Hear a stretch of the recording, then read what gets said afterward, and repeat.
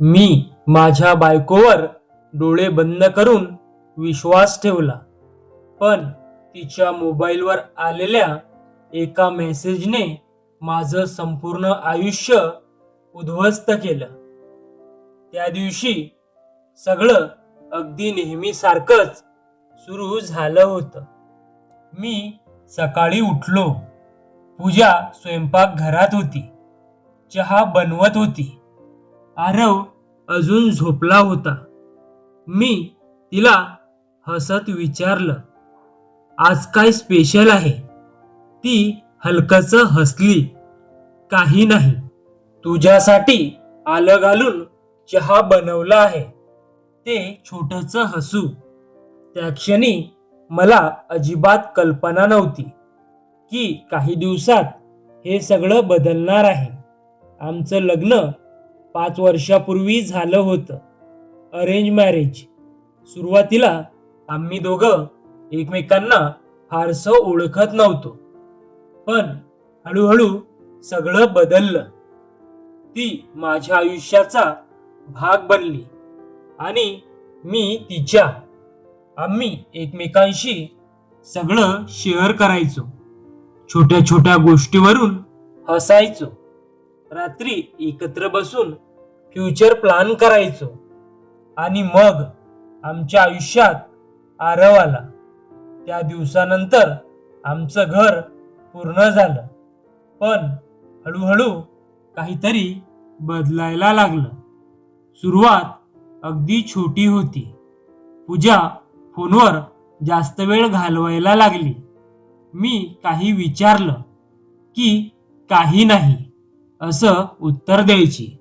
रात्री उशिरापर्यंत जागी राहायची. मी सुरुवातीला दुर्लक्ष केलं, कारण मला तिच्यावर पूर्ण विश्वास होता. पण एक दिवस ऑफिसमध्ये असताना माझ्या मनात अचानक विचार आला, ती ठीक आहे ना? का माहीत नाही, पण त्या दिवशी मन अस्वस्थ होतं. मी अर्धा दिवस सुट्टी घेतली आणि घरी आलो. घरात शिरलो आणि पहिली गोष्ट जी मला जाणवली ती म्हणजे शांतता. खूप खोल, विचित्र शांतता. मी तिचं नाव घेतलं, पूजा. कोणताही प्रतिसाद नाही. मी हॉलमध्ये आलो आणि टेबलावर तिचा मोबाईल पाहिला. ती कधीच फोन विसरत नव्हती. मनात एक हलकीशी शंका निर्माण झाली. मी फोन हातात घेतला आणि त्या क्षणी एक मेसेज आला, आज भेटायचं आहे, खूप दिवस झाले. त्या एका ओळीने माझं सगळं आतून हललं. मी काही क्षण स्क्रीनकडे पाहत राहिलो. माझ्या हाताला घाम येत होता. मी स्वतःला समजावत होतो, कदाचित हा काहीतरी गैरसमज असेल, पण मन तयार नव्हतं.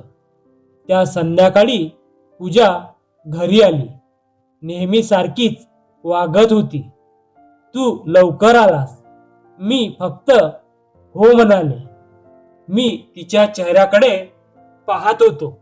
तिच्या डोळ्यात काहीतरी शोधत होतो, पण ती अगदी नॉर्मल होती.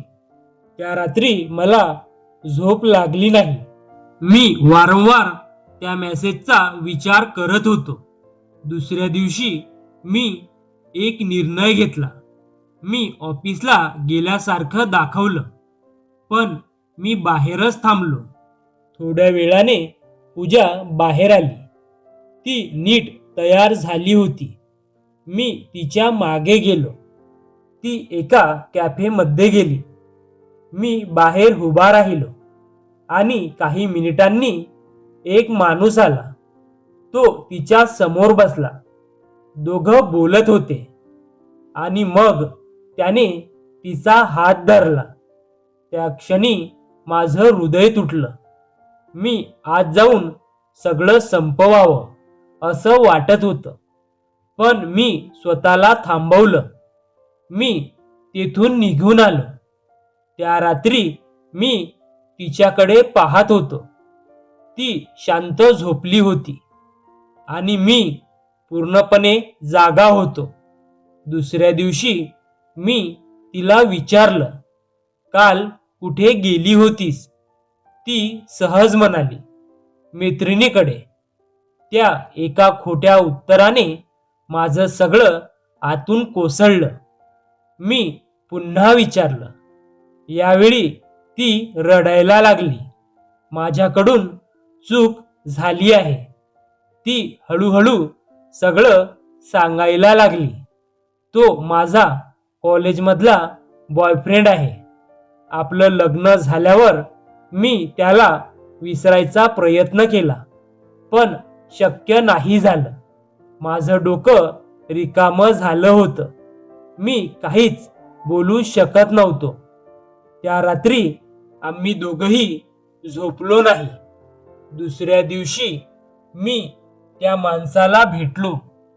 तो शांत होता. मी विचारलं, तुला काय हवं आहे? तो म्हणाला, मला फक्त ती हवी आहे. त्या एका वाक्याने माझं आयुष्य संपलं. मी घरी परत आलो. पूजा माझी वाट पाहत होती. मी शांतपणे म्हणालो, तुला जे हवं आहे ते निवड. ती खूप वेळ शांत होती आणि मग रडत म्हणाली, मी माझं कुटुंब निवडते. त्या क्षणी मला थोडा दिलासा मिळाला, पण विश्वास तुटला होता. काही दिवस सगळं ठीक चाललं, पण माझ्या मनातली शंका संपत नव्हती. मी तिच्यावर लक्ष ठेवायला लागलो आणि एक दिवस मी थेट त्या माणसाच्या घरी गेलो. दार उघडलं आणि समोर पूजा उभी होती. त्या क्षणी माझं उरलेलं सगळंही संपलं. मी शांतपणे तेथून निघून आलो. त्या रात्री मी खूप विचार केला. मी काय चूक केली होती? मी तिला प्रेम दिलं, आदर दिला, पण तरीही मी अपुरा पडलो. काही दिवसांनी मी एक अंतिम निर्णय घेतला. आपण वेगळं होऊया. ती रडली, पण यावेळी मी मागे वळून पाहिलं नाही. काही महिन्यांनी आमचा घटस्फोट झाला. माझा मुलगा माझ्या सोबत राहिला. काळ पुढे सरकत गेला. मी पुन्हा आयुष्य उभं केलं. पण आजही कधी कधी रात्री मी स्वतःलाच विचारतो, जर त्या दिवशी ती प्रामाणिक राहिली असती तर आज आपलं आयुष्य कसं असतं? विश्वास तुटला की नातं जिवंत राहतं, पण त्यातलं प्रेम हळूहळू मरत जातं. जर ही कथा तुम्हाला आवडली असेल तर व्हिडिओला लाईक करा, शेअर करा आणि कमेंट करा आणि आपल्या मॉरल स्टोरीज चॅनलला सबस्क्राईब करा, कारण अजून अशा खऱ्या आणि खोल कथा इथे येणार आहेत. धन्यवाद.